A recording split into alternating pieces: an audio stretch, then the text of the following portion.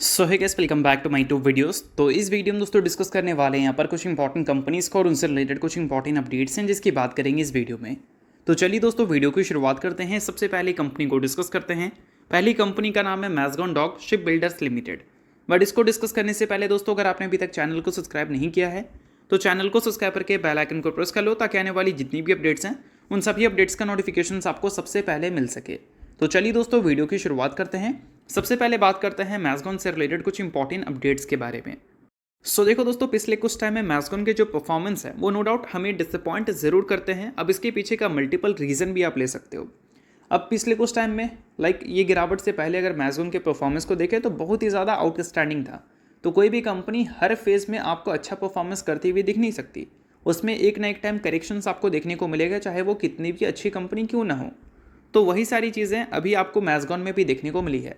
But important ये है कि मैज़गॉन यहाँ से क्या वापस से ऊपर जा सकती है, तो इसको हम लोग थोड़ा अच्छी तरह से एनालिसिस करेंगे जिससे आपको क्लैरिटी मिल सकता है। अब देखो दोस्तों, किसी भी कंपनी में जब आप इन्वेस्ट करते हैं एक अच्छे रिटर्न्स के लिए, तो सिर्फ और सिर्फ आप उस कंपनी से रिटर्न से उम्मीद नहीं करते हैं। उस कंपनी के जो फाइनेंशियल्स हैं उसमें आप प्रॉफिट के ग्रोथ को भी देखोगे, क्योंकि प्रॉफिट के ग्रोथ के बेसिस पे तो उस कंपनी का वैल्यू बढ़ेगा।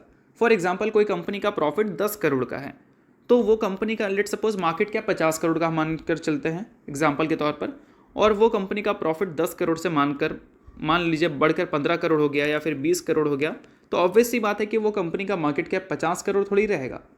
10 करोड़ के प्रॉफिट पे 50 करोड़ का मार्केट कैप था, तो 15 करोड़ के प्रॉफिट पे हो सकता है कि 80 करोड़ का मार्केट कैप हो, फिर 20 करोड़ के प्रॉफिट पे हो सकता है कि 100-150 करोड़ का मार्केट कैप हो। तो प्रॉफिट के ग्रोथ मैटर करते हैं और उसी बेसिस पे इन्वेस्टर्स को रिटर्न मिलता है, ये चीज़ ध्यान रखना। और मैज़गॉन के पास अच्छे ऑर्डर बुक हैं। अगर Q3 के एंड तक की बात करें तो कंपनी के जो ऑर्डर बुक का वैल्यू था वो था 348 बिलियन रुपीज़, जिसको अगर करोड़ में कन्वर्ट करें तो लगभग 34,800 करोड़ रुपए के आसपास कंपनी के ऑर्डर बुक थे। अब इसको पूरे साल के अगर रेवेन्यू से हम कंपेयर करें, पूरे साल में कंपनी ने कितना रेवेन्यू जनरेट किया है, पिछले 4 क्वार्टर ही देख लेते हैं हम, तो वो है लगभग 11,361 करोड़, 11,000 मानकर चलते हैं। तो पूरे साल के रेवेन्यू से अगर ऑर्डर बुक को कंपेयर करें तो ऑब्वियस सी बात है कि हमें 2-3 टाइम्स देखने को मिल रही है, यानी कि ऑर्डर बुक कंपनी के पास अच्छे खासे हैं। अब इसके अलावा दोस्तों, आने वाले कल में कंपनी अपने ऑर्डर्स को बढ़ते हुए देख रही है या नहीं, तो इससे रिलेटेड भी मैज़गॉन ने कुछ टाइम पहले एक कॉमेंट्री किया था जिसमें उन्होंने बताया था कि ये उम्मीद कर रहे हैं शिप बिल्डर सेगमेंट से लगभग 2 लाख करोड़ के आसपास के ऑर्डर पाइपलाइन, और 2 लाख करोड़ के आसपास की जो ऑर्डर पाइपलाइन की उम्मीद मैज़गॉन के मैनेजमेंट का है वो कब को लेकर है, मतलब देखा जाए तो कितने साल को लेकर है। तो देखा जाए तो यहाँ पर बहुत लंबा टाइम उन्होंने नहीं बताया है। उन्होंने बताया कि अगले 2 साल में मैज़गॉन उम्मीद कर रही है कि बड़े ऑर्डर इन्फ्लो हमें देखने को मिलेंगे, और अगले 2 साल में इनके जो ऑर्डर बुक हैं वो करीब 2 लाख करोड़ तक जाता हुआ नजर आ सकता है। अब ये काफ़ी बुलिश कॉमेंट्री है, और ये सारी चीज़ अगर अचीव होती है तो जैसा कि मैंने बताया कि कंपनी के जो प्रॉफिट ग्रोथ हैं पहले अच्छे रहे हैं, उस बेसिस पे कंपनी ने रिटर्न्स भी अच्छे दिए हैं, और इसी को कंपनी आगे भी रिपीट करती है, तो ऑब्वियस सी बात है कि यहाँ पर स्टॉक रहेगा नहीं, स्टॉक इससे ऊपर जाएगा। ये कोई बाय या सेल रिकमेंडेशन नहीं है, मैंने आपको इन्फॉर्मेशन दी है एजुकेशन पर्पज़ के लिए, क्योंकि काफ़ी सारे लोग खराब मार्केट में पैनिक करने लगते हैं। तो यहाँ पर कैसे एनालिसिस करना होता है वो मैंने आपको सिखाया है, इसको रिकमेंडेशन की तरह मत लेना। तो चलिए अब डिस्कस करते हैं दोस्तों अगली कंपनी को, जिसका नाम है टाटा मोटर्स लिमिटेड। दोस्तों, अब वीडियो में आगे बढ़ने से पहले बात कर लेते हैं काफ़ी इंपॉर्टेंट अपडेट के बारे में। पिछले कुछ टाइम से मार्केट में आपको एक क्रैश देखने को मिला है। अब इस क्रैश में काफ़ी सारे लोग अपॉर्चुनिटी भी देख रहे हैं, बट अपॉर्चुनिटी बेसिकली उनके लिए होता है जिनको आइडिया होता है कि इन्वेस्टमेंट अगर करनी है तो कहाँ क्या देख कर करनी है, और इसका जब आइडिया आपको लगता है तो बाकी सब इन्वेस्टर्स के कंपैरिजन में आपकी जो पोर्टफोलियो है वो ज़्यादा ग्रो करते हैं। और इन सारी चीज़ों को मैं आपको सिखाने वाला हूँ एक वेबिनार में, और पर्सनली मैं जो चीज़ यूज़ करता हूँ वही मैं आपको सिखाऊंगा। और पास्ट का जो रिकॉर्ड है मेरा वो पर्सनली इन सारी चीज़ों के बेसिस पे काफ़ी ज़्यादा सही रहा है। टेक्निकली और फंडामेंटली काफ़ी सारी चीज़ों को देखना होता है। अगर हम टेक्निकल टर्म में बात करें तो कुछ सेटअप्स मैंने यूज़ किया है पास्ट में, और वो सेटअप्स के बाद काफ़ी अच्छे रिटर्न्स मुझे मिले हैं। एक कंपनी में मैंने इन्वेस्ट किया था, तब जब वो कंपनी एक सेटअप क्रिएट कर रही थी 540 के लेवल के आसपास, फिर रैली आपको 770 रुपये तक देखने को मिली थी। और भी कुछ कंपनी है जिसमें सेटअप आपको 7,000 के आसपास देखने को मिला था, और रैली स्टॉक में आपको फिर 20,000 तक के लेवल्स तक देखने को मिली थी।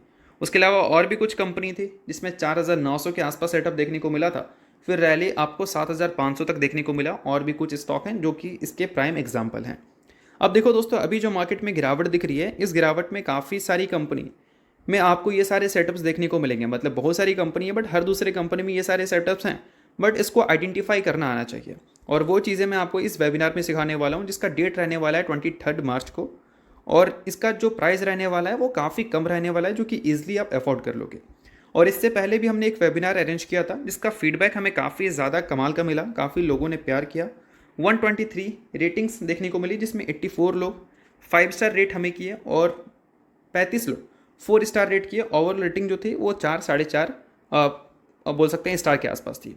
तो इस वेबिनार को अगर आप ज्वाइन करना चाहते हैं तो लिंक डिस्क्रिप्शन में और पिन कमेंट में देखने को मिलेगा, और वो लिंक मैं आपको व्हाट्सएप का दे दे रहा हूँ अपना। वहाँ पर आकर आप इस वेबिनार से रिलेटेड क्वेरीज कर सकते हैं। कंप्लीट डिटेल्स मैं आपको दे दूंगा वहाँ पर। और जो भी वेबिनार से रिलेटेड क्वेरीज है या फिर आपको वेबिनार के बाद किसी भी तरह का क्वेरीज रहेगी तो उसको हम लाइफ टाइम तक आपका शॉर्ट आउट करते रहेंगे। तो लिंक आपको डिस्क्रिप्शन में पिन कमेंट में देखने को मिल जाएगा, और स्क्रीन पे आपको नंबर भी दिख रहा होगा व्हाट्सएप का, उसके थ्रू भी जाकर आप रीच कर सकते हैं। आज के दिन अगर देखोगे टाटा मोटर्स का शेयर आपको फोकस में रहता हुआ दिखा था। इनफैक्ट इसके साथ और भी काफ़ी सारी कंपनी है जो कि न्यूज़ की वजह से फोकस में थी, बट टाटा मोटर्स क्यों फोकस में थी, इसके पीछे का रीज़न है टाटा मोटर्स के कार्स या फिर बोल सकते हैं व्हीकल्स। तो देखो दोस्तों, टाटा मोटर्स के जो कमर्शियल व्हीकल्स हैं उसके प्राइसेस को टाटा मोटर्स ने अप टू 2% हाइक करने का फैसला कर लिया है। और इसके जो इफेक्टिव डेट हैं वो हमें 1 अप्रैल से देखने को मिलेंगे, यानी कि न्यू फाइनेंशियल ईयर के स्टार्टिंग डे से। और ये करने का सबसे बड़ा रीज़न ये है कि कंपनी के जो इनपुट कॉस्ट हैं यानी कि रॉ मटेरियल कॉस्ट वो बढ़ चुके हैं। इस वजह से कंपनी मार्जिन्स को कंट्रोल करने के लिए ये चीज़ कर रही है। और कहीं ना कहीं दोस्तों ये चीज़ कंपनी को लास्ट क्वार्टर में फेस करना पड़ा था। अगर लास्ट क्वार्टर के रेवेन्यू देखोगे तो 1,13,000 करोड़ था, जो कि Q1Q बेसिस पे तो अच्छा बोल सकते हैं, बट अगर हम ईयर ऑन ईयर बेसिस पे बात करें तो वहाँ पर भी रेवेन्यू अच्छे थे। बट नोटिस करने वाली बात यह है कि पिछले साल के Q3 में मार्जिन कितना था, वो था 14%।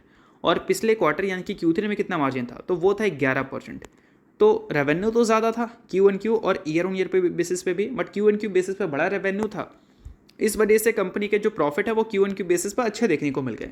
But year on year basis पे रेवेन्यू 3,000 करोड़ से ही ऊपर था, बट मार्जिन भी 3% से नीचे था। तो पिछले साल के नेट प्रॉफिट को देख लो, 7,145 करोड़ थी, और इस बार का प्रॉफिट कितना है, 5,500 करोड़।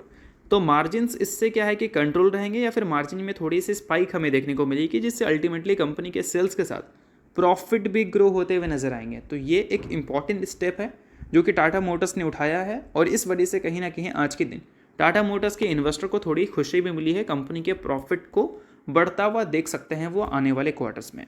मतलब Q4 में तो नहीं देख सकते हैं, बट हाँ इसका इम्पैक्ट हमें Q1 में देखने को मिलेगा। तो चलिए अब डिस्कस करते हैं अगली कंपनी को, जिसका नाम है वारी रिन्यूएबल टेक्नोलॉजीज लिमिटेड। अब दोस्तों वारी रिन्यूएबल को डिस्कस करने से पहले अगर आपको वीडियो अच्छा लग रहा है तो वीडियो को लाइक कर दो, चैनल को सब्सक्राइब कर दो, ताकि इसी टाइप का इन्फॉर्मेटिव वीडियोस आपको रेगुलर बेसिस पे मिल सके। अब दोस्तों पिछले कुछ टाइम में वारी रिन्यूएबल्स नो डाउट बहुत ज़्यादा पिटी है।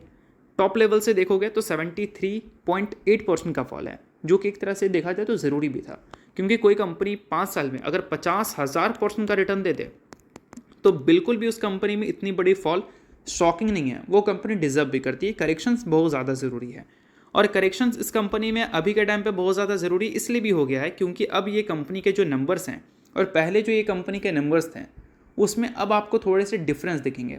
ग्रोथ भले आपको वैसा ही कुछ देखने को मिले, बट पहले जो कंपनी के नंबर्स के बेसिस पे स्टॉक रिएक्ट नहीं कर पाता था वो अब कर सकता है।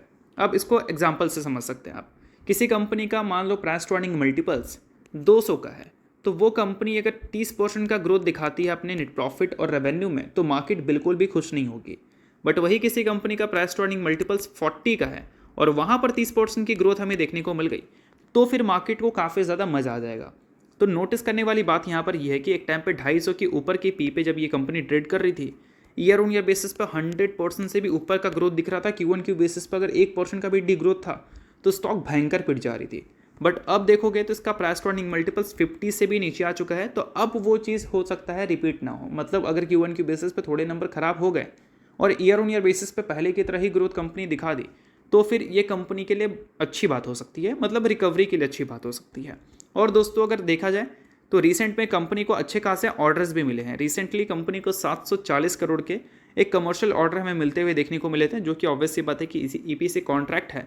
और फिलहाल कंपनी का जो ऑर्डर बुक का वैल्यू है वो 2.1 गीगावाट का है, जिससे रिलेटेड कंपनी ने इन्फॉर्मेशन दी है कि अगले 9 से 12 महीनों में यानी कि लगभग 1 साल में कंपनी इसको एग्जीक्यूट कर देगी, यानी कि कंप्लीट सेटअप कर देगी।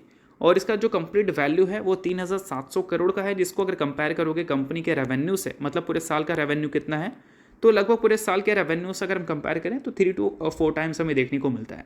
यानी कि ऑर्डर बुक कंपनी के पास अच्छे हैं, प्रेजेंट में ऑर्डर भी कंपनी को अच्छे मिल रहे हैं। और अभी रिसेंटली जो कंपनी को ऑर्डर मिलता है 740 करोड़, उसको अगर पिछले साल के फाइनेंशियल ईयर के रेवेन्यू से कंपेयर करें, देख लो ऑलमोस्ट उसके आसपास ही है, 100 करोड़ 120 करोड़ के आसपास ही कम है। तो कहीं ना कहीं कंपनी के नंबर्स अच्छे रह सकते हैं आने वाले कल में, क्योंकि ऑर्डर्स कंपनी के पास अच्छे खासे हैं और उसको एग्जीक्यूट करने की स्पीड भी कंपनी की काफ़ी सही है। तो चलिए दोस्तों डिस्कस करते हैं अब अगली कंपनी को।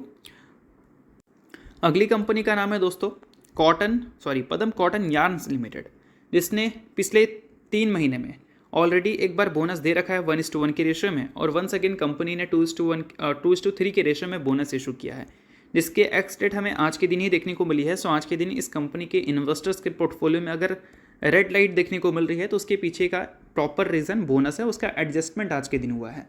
बट जैसे ही नंबर ऑफ एक्स्ट्रा शेयर्स आपके डीमैट अकाउंट में क्रेडिट होंगे तो जो भी आपका लॉसेस है वो बैक टू नॉर्मल हो जाएगा। तो पैनिक मत करना, न्यूज़ थी मैंने बता दिया, बाकी आप इसको किसी भी तरह का रिकमेंडेशन मत समझना।